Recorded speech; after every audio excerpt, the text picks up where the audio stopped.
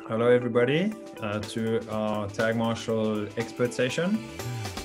Our Metropolis Country Club is keeping their rounds on pace and members happy in a high traffic season. High traffic season you've all had.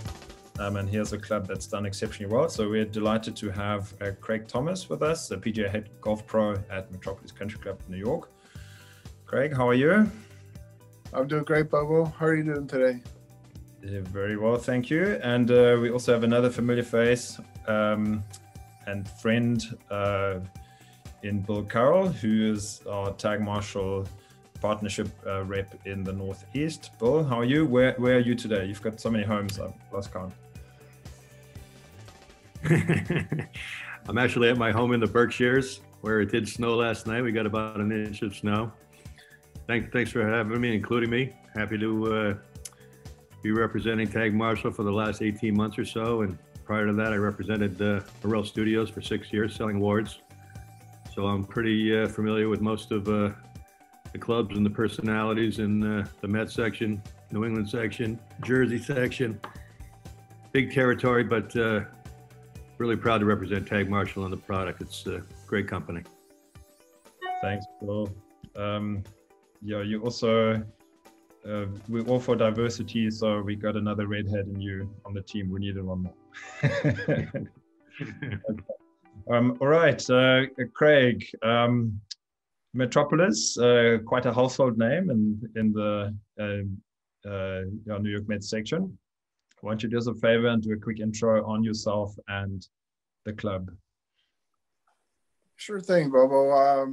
Like mentioned, my name is Craig Thomas, and I'm the head golf professional here at Metropolis Country Club. Just finished my 15th season here at Metropolis. I've been in the Metropolitan section for close to 30 years. Metropolis itself is going to be celebrating its centennial anniversary this coming year in 2022. So they've got a lot of big plans in place for that. Metropolis is probably very well known for the condition of its golf course. We have a superior superintendent, and he does a great job with his staff. They keep it in great shape, and they've had a history, myself not included in that history, of extremely talented and well-known head golf professionals, the likes of Paul Runyon, Harry Cooper, Jackie Burke Jr., and people from our area will be familiar with the name Bob Watson and Gene Borick. So big shoes to fill here, but we're doing our best. Thanks. There's also a very modest person on your staff named Craig Thomas, because I believe you're also a handy player and off to playing some senior tour events down in Florida in the next few days. Is that right? Yes, sir. Yeah, I'm heading down there this afternoon in the warm weather. As Bill said, we got a little dusting of snow last night, so it's time to pack up and get out of here. Well timed. Yeah, I got to visit Metropolis in 2019 when we could still travel and meet partners, and so it's on much easier, and it was fantastic to meet some of your team and also just get a bit of a tour. So delighted to have you here. And then there's also I've seen just in the crowd of attendees today, there's an old friend of yours in Les Schupak. Les is the former president of the New York Met golf PGA section, and he's been working with us on the PR front for a number of years now. Les, give us a wave in the chat if you would. Les's son is with the New York Times, I believe. So all the famous people that hang around us.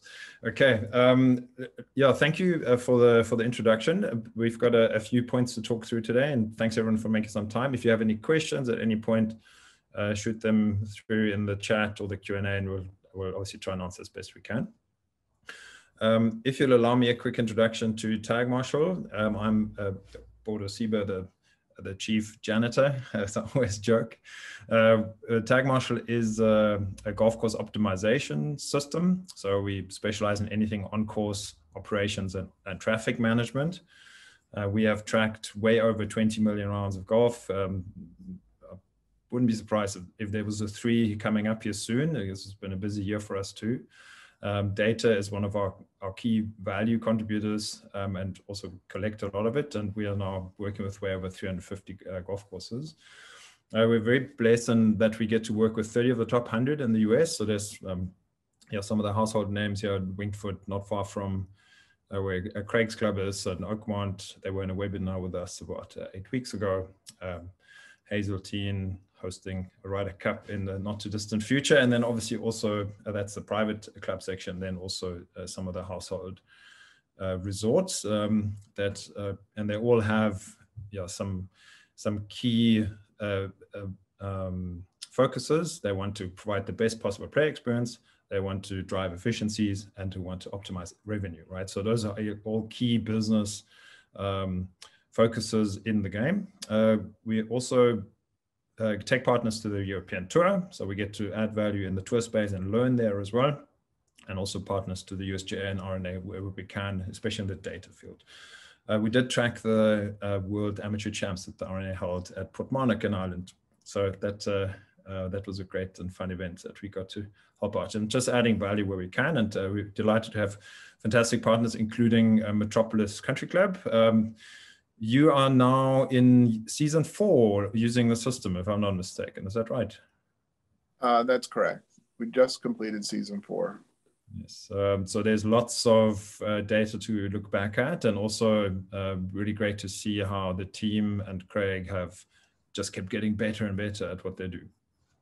For us to jump in, you mentioned the conditioning, and this photo speaks of that. Which of your holes is that there, Craig? That's the 7th hole here at Metropolis. Beautiful. And right now it's dusted in snow. So you have looked after literally hundreds of thousands of golf rounds at the club and also previously at others, I'm sure. So what would you say are the key factors to the player experience out of this list here that are all important? Course design, course conditioning, clubhouse amenities, pace and flow of play, playing partners in my group, accessibility, tee times availability, and cost/value. What would you say if you could only pick 3? Which ones would you do right and which ones float to the top?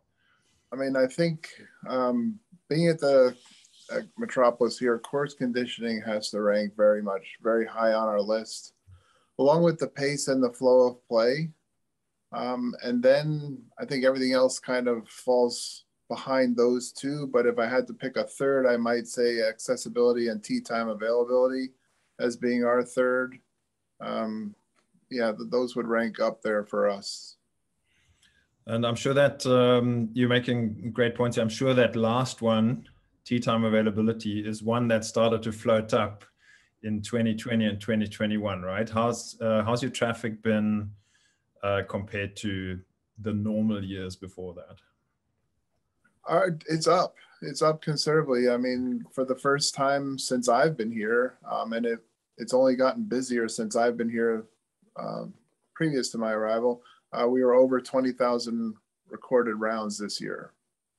So for us, that's a lot. Considering when I first got here 15 years ago, we were hovering between 12 and 13,000 rounds regularly.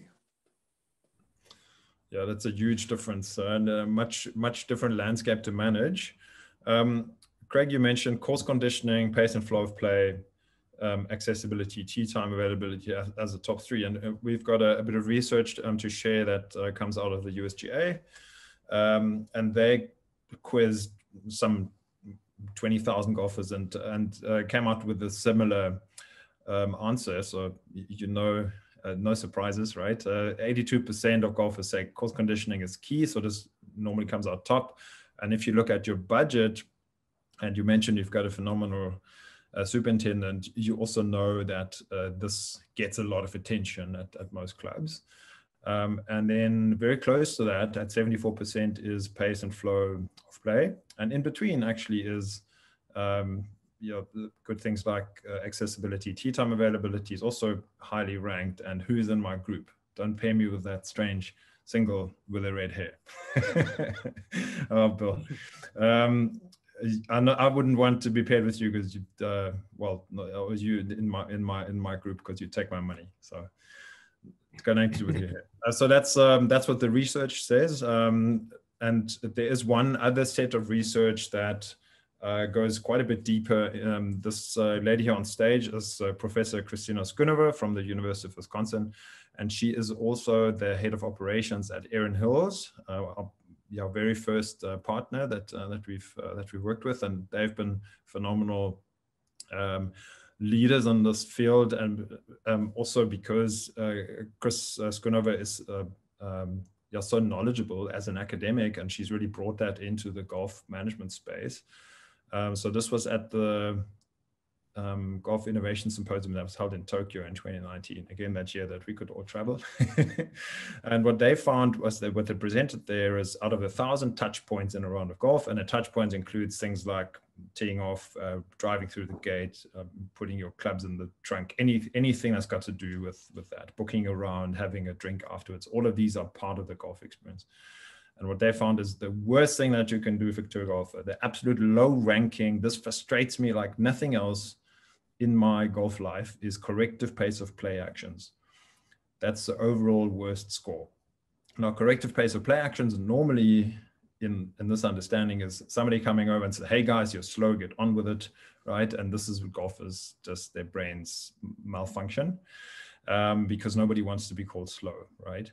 At the same time, other people's speed, so if other people get in my way, that's equally as frustrating. Both are ranked so low. And then on the other side, positive marshal and ranger etiquette gets the absolute top score, higher than conditioning. So this seems like a very easy puzzle to solve. Craig, would you agree? Yeah, I would agree. I'd highly agree. We actually, I think 3 or 4 years ago, pace of play was starting to become an issue here. It was probably it had to be 5 years ago then. It was probably right before we signed on with Tagmarshal. Pace of play was an issue. The club hired a marshal. They thought that was going to do it. But at a private club like ours, people don't want to be told to speed up. They don't want to be told to pick up and move forward. I mean, they all but ignored the marshal. So we had to find other ways to have those interactions with the members when they're out on the golf course. And your software has provided, us an avenue to get out there before things become a problem and try to politely, properly notify people that their place on the course is about 5 minutes further up. So it's worked out really well for us in that respect.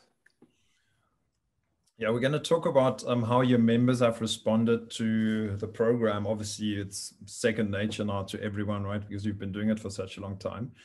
But maybe just to be obvious here, what would you say the members don't respond to in terms of if they're approached what's a bad way to approach a member, and reversely, what's the constructive way to approach a member if you need to have the conversation? What have you guys learned? Well, I think that the worst way to go about is that 4-letter word slow. I mean, as you said, nobody wants to think that they're slow. It's always the other person in the group, or they're being held. They believe that they're being held up, so on and so forth. So that's never a positive way to approach any group out on the golf course. What we like to do is we like to, whether it be somebody from our first tee area, my starter, myself, or one of my staff will, when we see that there's a problem on the course, or there's a problem starting to develop out on the course, we'll head out onto the course and just observe for a little bit. I'll go over and ask them how their day is going. Everything okay? I'll oftentimes, since most of our rounds are predominantly walking with caddies, oftentimes I'll talk to the caddy or caddies first to find out if anything happened that, kind of set these guys behind. And so oftentimes it's somebody, 1 or 2 people lost the ball in the fescue on number 3, and they took a little bit longer looking for it, and they're aware that they're falling behind, and they'll do their best to pick it up. So often, many times we don't even have to talk to the members themselves. We deal a little bit more with the caddies, and they're aware of what they need to do. Yeah, it seems like information is a key contributor to success here, and I think it's probably a good segue into our next section. Thanks for explaining that. We're going to dig a little bit deeper. So the question is, how is Metropolis using optimization tools and processes to manage field flow and pace of play effectively during an extremely busy season? So let's look at this technology that you've adopted. It's not new, obviously, but to you, certainly, which of these, on point number one, which of these front-end units do you use at the club? We use the walking groups with tags. I mean, we will give the tag to the caddy or one of the caddies. If we do have the occasional groups that all four players are in a cart, we'll just take one of the tags and stick it in the glove box of the cart, and off they go. Yeah, so this is what Craig's referring to. You can see my cursor here. I don't know if you can. So yeah, classic tag tracking walkers. It's one in a group. We do have a unit that goes into carts as well, because obviously there's many golf courses doing lots of cart golf. This one on our world comes with a geofence buzzer that alerts people if they're going into a wrong area. And then we do have a more classic GPS version as well that's got yardage and a view of the course, and then obviously also it sends information back to the players. But all that these units do is they send information on movement on the players, where they are, to the cloud server. That's where our system then processes that and then calculates what's the status at any given time, any second of every day, and then feeds that back to the team at the Metropolis Clubhouse, and then somebody might have a tablet that they've got with them that they go out on the course with, so they've got this information at hand. And it's really a tool that allows for live management, but also really collects background data that helps benchmark and tweak so that you can get better and better and better. And I think with Metropolis, we've got a fantastic story to tell around this. So let us jump ahead here, Craig. The Metropolis is bottom left. That's what the club looks like in the Tagmarshal world. That is your map. This is a made-up course. Unfortunately, obviously you snowed under now. There's no more traffic. So we just want to look at this club. It's a flip over Erin Hills. But you know exactly what's going on this course, even though it doesn't exist and you've never been there, just because you're so used to the system. So what if somebody was to look over your shoulder and ask them, what is this? How would you explain it to them? Well, the first thing we want to look at is the green numbers are all groups that are on the course and they're on or ahead of time. The yellow ones we see, 18 and 19, they are behind time, but they're being delayed by somebody in front of them. And the big, large magenta number 17, it tells us that group is actually delaying the groups behind them. So we like to start, when we start looking at issues out on the golf course, we want to try and catch them as early as possible. So although we do see up on the 14th hole, magenta number 6, who's holding up the group behind them as well, we want to try to address the group number 17 first. So we would head out there if somebody hasn't done it already and find out exactly what happened. By clicking on the number 17, it'll pull up the history of that group. And we can see that the first 2 holes they were doing fine, but something happened on the 3rd hole.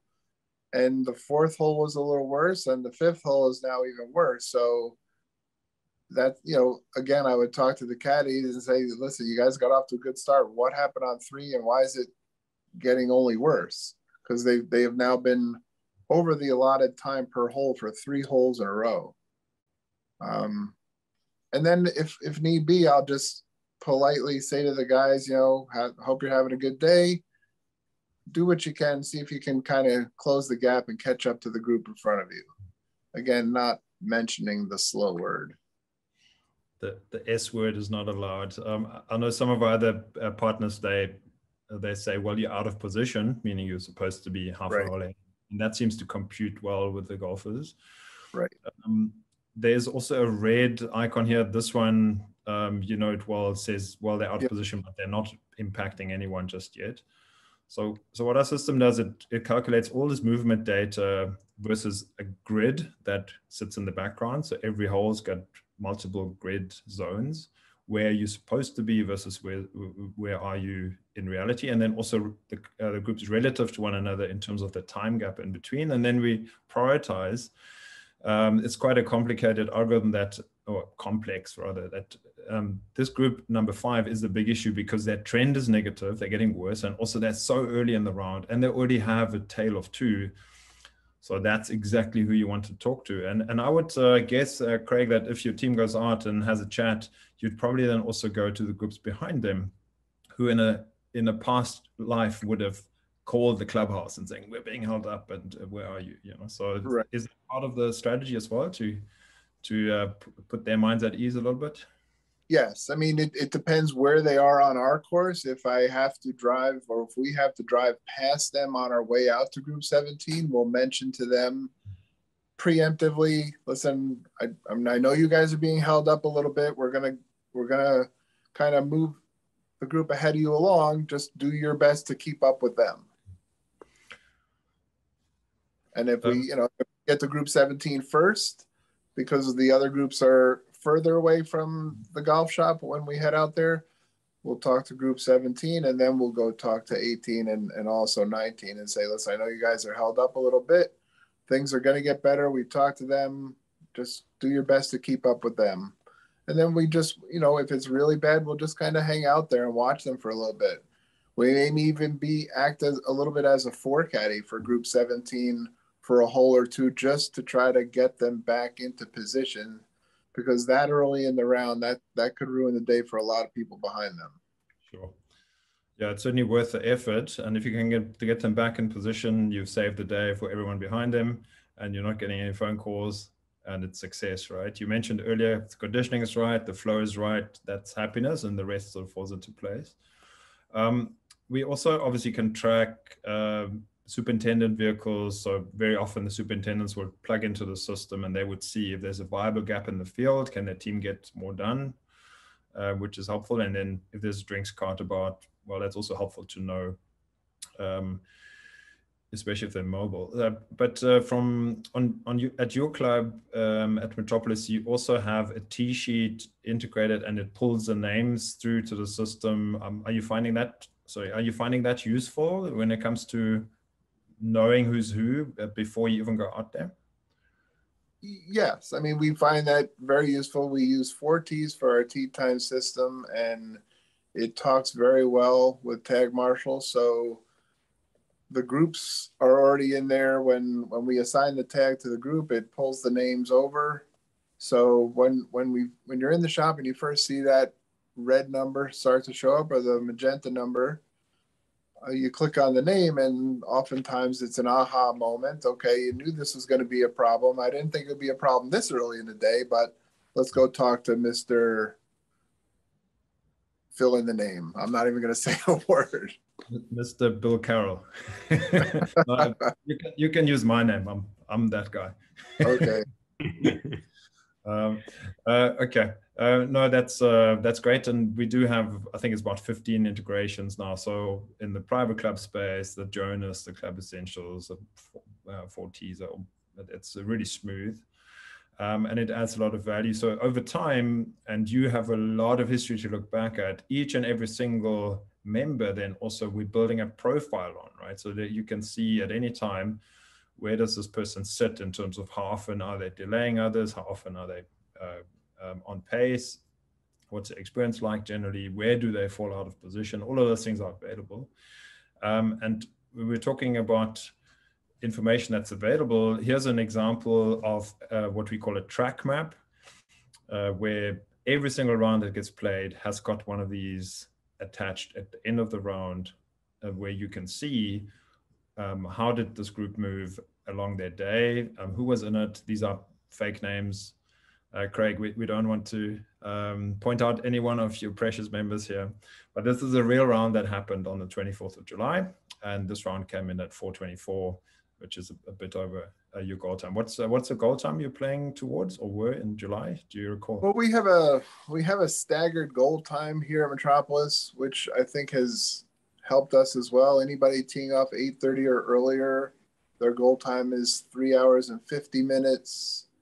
The next hour and a half of tee times, taking us to 9 o'clock, is 4:05, and then after that we go to 4:15. So these people, we would have wanted them to play in 4:15, having teed off at 1:57. So it's almost 10 minutes over their allotted time. So here we are showing that there was one interaction. It says friendly encouragement to pick up pace and get in position. So Gregory, assuming is one of your assistants. Yes. So this is all logged, right? And then at the end of the day, if you can then, you have this available.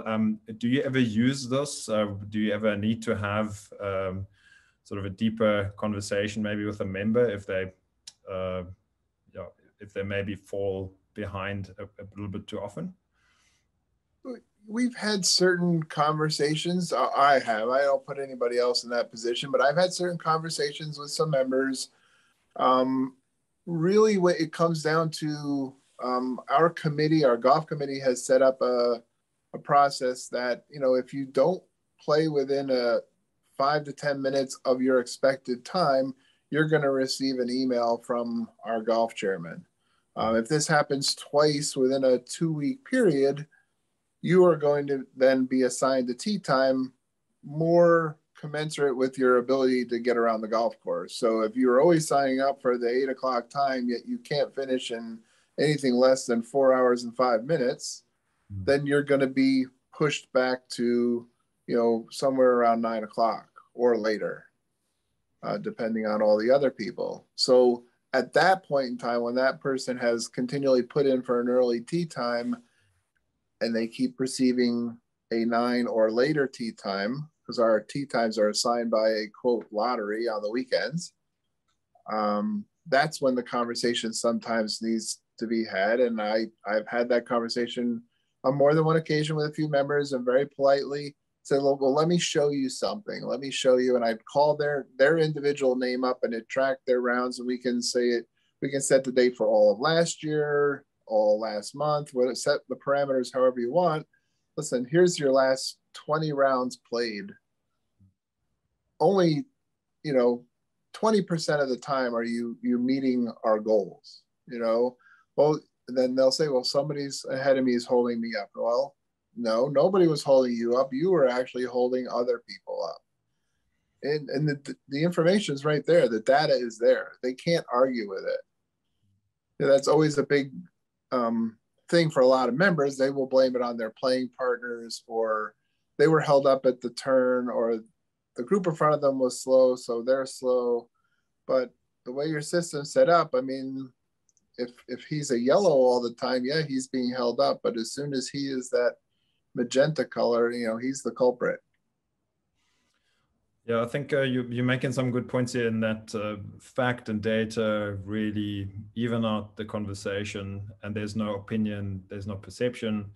And sometimes you may have somebody come into the clubhouse and say, oh, it felt like we're playing 5 hours today, right? And then you can also check that. And sometimes 4:15 may have felt like 5 hours to that person, but it was 4:15, and everybody in front of them played in line with expectations. So data is, I would think, makes these conversations much more manageable.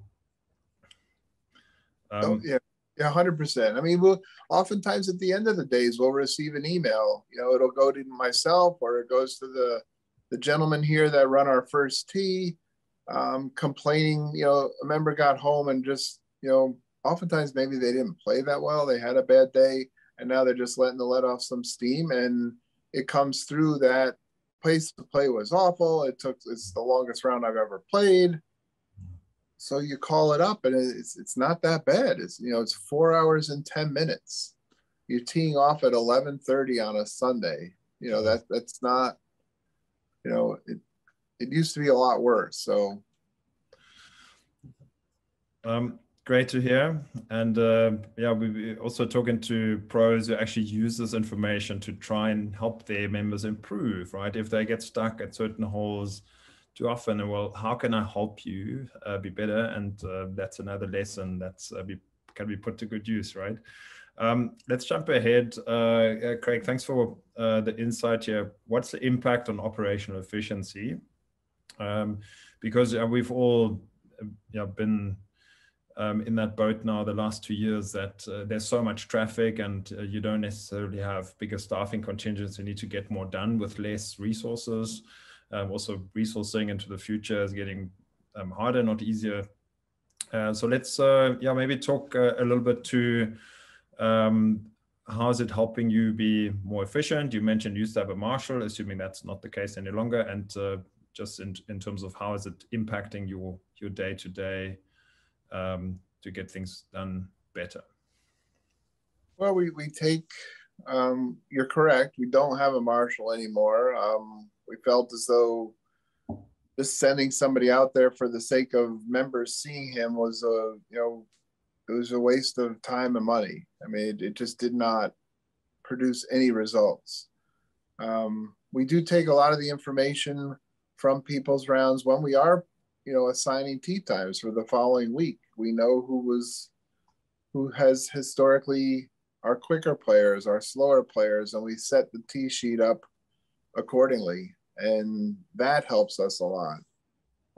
Because, when those first 2 or 3 groups of the day are playing in 3:30 and 3:20 to 3:40, it kind of gets everybody moving in a good pace. If that first group is coming in at 3:55 or 3:58, by 10:30 you're going to be in trouble. Yes. Yeah, I think over and above the live management that you do so accurately now and preemptively, like you said, I think understanding how your day flows and having that certainty has allowed you to deploy some key strategies, which we're going to look at some data now. But let me just quickly point out this is the Tagmarshal Analytics Hub, and it shows how Metropolis has played in July, which is a hugely busy month, right? 935 groups. Craig, would you say that you would time this by 3 or 3.5 in terms of the actual player volume? Or in July, is it close to a 4? What would you say in terms of actual players? I would say 3 is probably safe, because while Friday, Saturday, and Sunday we are mostly foursomes, Tuesday, Wednesday, and Thursday we're probably foursomes are not the norm. A lot of twosomes and threesomes are heading out there. Got you. So just do a quick look here. So this is the entire month of July, every single day here, tracked as how did it run versus the goal time. So Craig mentioned they have dynamic goal time or variable goal times, but it still averages out to 4:09 if you look at how it's spread out across the day, which we'll look at the detail just now. But you're coming in at 3:53, so you're well under that, and that in a hugely busy month. So there's obviously you're getting a lot of things right. Then maybe one point to make is that it's not really that helpful in the bigger scheme of things to look at the average round times, because like you said, now you do have a lot of smaller groups, twosomes, threesomes that are generally quicker. So we don't want those quicker rounds to hide the slow rounds, right? So one of the things that Tagmarshal looks at, what's the breakdown on a per group level of groups that are really quick, 30 minutes or more quicker than the goal time, and then goal time here is green and then slow. And it shows here that you have 95%, literally 95% is on pace of within 10 minutes, which is what anyone would sign off on that. That's a great flow. And only a very small portion is just slightly over. And that might be on your busiest days. That might even have been a tournament. But well done to you and the team for executing so well for your members and also really having that certainty. And down here is a hole by hole stats, where every hole is split into the tee box, fairway, and green, and then we can see how does it run versus assumptions. And are there holes that are going over, and you are pretty close here on all of them. And sometimes it goes completely against the initial assumptions of a club management team.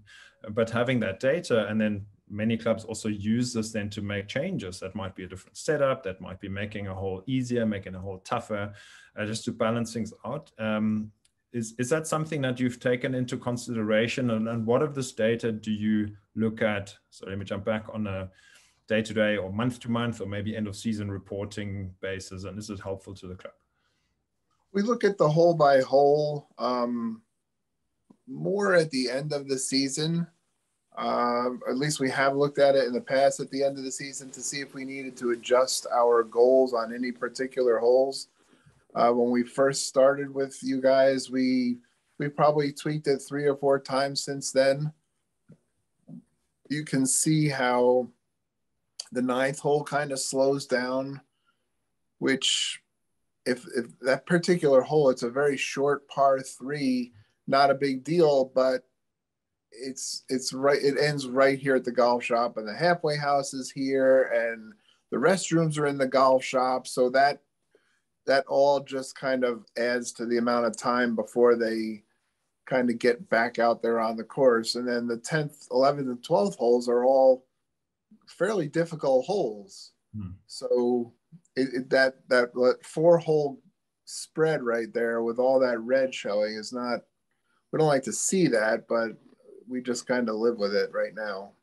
Yeah, but in fairness to you, the data is very unforgiving. If it's 10 seconds over, it'll switch to red, right? So this is really actually marginally over. And you can see that you have already made adjustments. And also it's good to keep making adjustments because also you keep getting better, right? So you want to hold yourselves to the best possible standards that you can. And I think this is probably a good point to look at this, the variable goal times that you mentioned. So just very briefly, what this graph depicts is the play volume within an hour. So this is the key days at Metropolis, Friday, Saturday, Sunday, like at many private clubs. So here's the play volume, and that spikes heavily into 9 o'clock to 10 tee-off times. So these are the groups. And then the purple is your average round time across the day. And you can already see there's a firm trend here. Later in the day, not so much traffic, things speed up. Early in the day, even though there's quite a bit of traffic, you have been playing under 340. So this is where Craig and the team have discussed this with our customer success team, who helped them analyze the data, and then they've deployed these staggered goal times. So it's not just one time that you measure yourself against, but you're actually tightening the screws a little bit. And you now get your early rounds, and this is a lot. There's a lot of play happens in at quite a bit quicker than your original goal time used to be at around 4:15. So how has that helped you get control? And do you also, is that something that you communicate with members who want to play at those times? Good question. We do communicate with the people that request those early times that the goal is under 4 hours is how we phrase it. You need to be able to get out there and move around the golf course. And some of the members don't even want that pressure of having to move that quickly. So they would prefer to play it between 9 o'clock and 10 o'clock. But we like you said, we continually look at this. As I look at this now, and we talked a little bit earlier, I think that afternoon goal time will drop that down. We may even drop, instead of going from 4:05, maybe we go from 3:55 to 4:03, and then from 10:30 on, we just leave it at 4:10, and we don't go to 4:20 because it doesn't look like nobody ever got near 4:15, let alone 4:20. So I'll have a conversation with our committee and show them this slide, and I think they'd be very happy to move it lower. Yeah, that's exactly what it's there for, and that to really guide your your decisions and your strategies, and you can never know enough about your business, right? So I'm glad to hear that.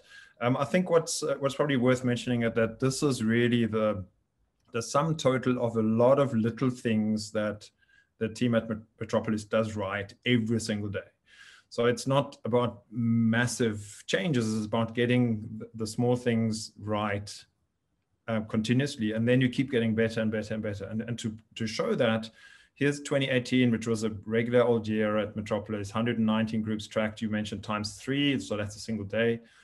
And now 2021, you have 34% more traffic. So at any other club with 34% more traffic, you would expect the round times to go up and things to start to choke up out there. But what you have been able to deliver for your members is the contrary. You're actually faster than you ever were, 12 minutes faster, even though you've got 30% more traffic.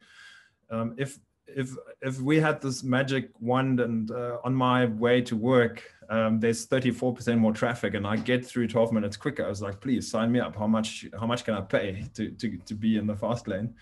So I think that goes to show that over time, yeah, you really drill down into these little details and you're just so good at it now. And well done to you. And so what we do across the close to 400 clubs that we work with, we benchmark this and we look at who's doing really well versus the traffic versus how long the course should be playing. And then we actually award a certification of excellence almost. And this year you guys really shot the lights out with this because you really put renewed focus on it because you knew that you were going to be so busy. So this is a fantastic achievement for you. Would you say that it's been incredibly hard work to get this done, or has it been quite smooth for you and the team? No, it hasn't been incredibly hard work. It's just having to pay attention to, keep your eye on that screen throughout the day.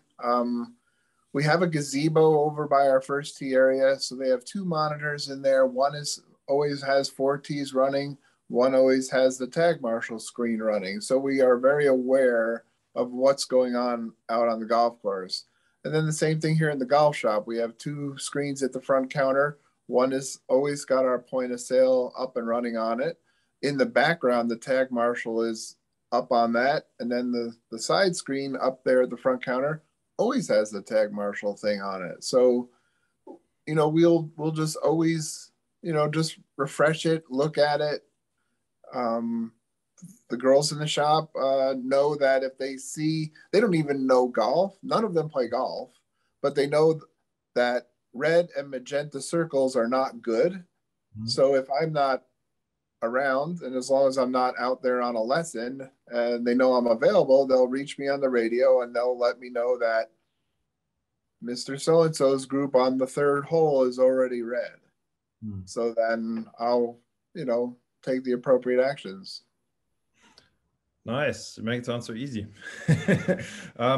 Maybe one point to add here quickly. So this staggered goal time strategy that we help clubs develop, that leads itself to the creation of additional capacity at some point, right? Because what we're finding is if you maybe a little bit more aggressive here, you could play this to 340 because that's effectively what your players are coming through at. Well, now you are 30 minutes quicker than later in the day in 30, and that means that people are moving quicker across Metropolis. So what a lot of clubs then start doing, they tighten their intervals a little bit in that segment. And guess what happens? You're freeing up time. You've got 1 more tee time available, 2 more tee times available. Like I mentioned earlier, we were on a call with Oakmont recently, and they did that so successfully this year. They're in the same, they're 4 years in or 3 years in. And they said, we have so much demand on play. We now realize we can create a fantastic experience for everyone, and we can create more capacity for players.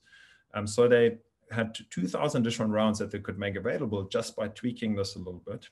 And they want to look at more. They started on certain days of the week just to test it out, and now they want to roll it out across the entire week next season. So this is where you're really getting into the bigger opportunity that of what you can uncover with data. And obviously at a daily fee course, well, now you're talking a straight profit line opportunity here, right? So for you, it's about, can we create the best possible experience, and can we get more members out when it matters? At the Adelphi course, it's about revenue. But speaking about members, yeah, I remember it well. This is a beautiful clubhouse portion. How have your members and guests responded? Maybe thinking back initially when you got going, but also this season, not an easy one, you know, so much traffic. What's the buy-in like from the members and guests, and how's that worked out for you guys? Seamlessly, it's worked out very well.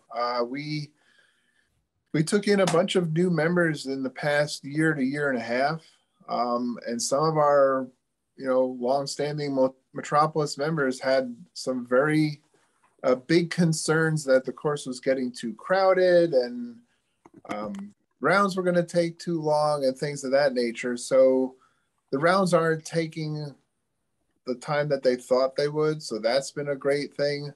The tee sheet is definitely more crowded, so there's no denying that. We are getting a lot more play, but people don't mind teeing off at a later time if they know that they're still going to get around in that 4-hour time frame. Whereas, you know, it used to be once you teed off past 11 o'clock, you were in for 4.5 or longer. And I don't know why. You know, perhaps we just never paid attention to it. You know, they didn't need to, because it wasn't that busy. When you're playing 12 to 13,000 rounds a year, I mean, it's not that busy out there. Sure.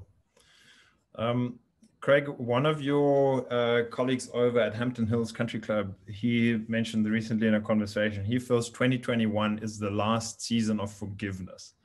So what he meant by that was 2020, everyone was just so glad that they could go out and play golf after being locked up. And in 2020 and 2021, now there is still a lot of traffic, and there's more competition, I suppose, for those tee times. But still, we're happy that we have this outlet, like we can play a bit more golf than we used to. But he felt that 2022, people's expectations and what they're asking of the clubs in terms of service levels is going to go back to what they're used to from when it wasn't quite as busy. And because they might think, well, I've got other things to do again. And also, you now have had enough time to prepare for more traffic and so on. What is your sense on that? And obviously, you're well in the running for having done everything right for your members. But do you think you might be onto something? Our management team felt that 2020 was the last year of forgiveness, to be quite honest. So we came into this year knowing that we were going to be busy, having taken in a lot of new members. And 2020 was a crazy year. And then 2021 was about the same. So yeah, I think, you know, we've all had to do more, offer more services with less staff and less things at our disposal.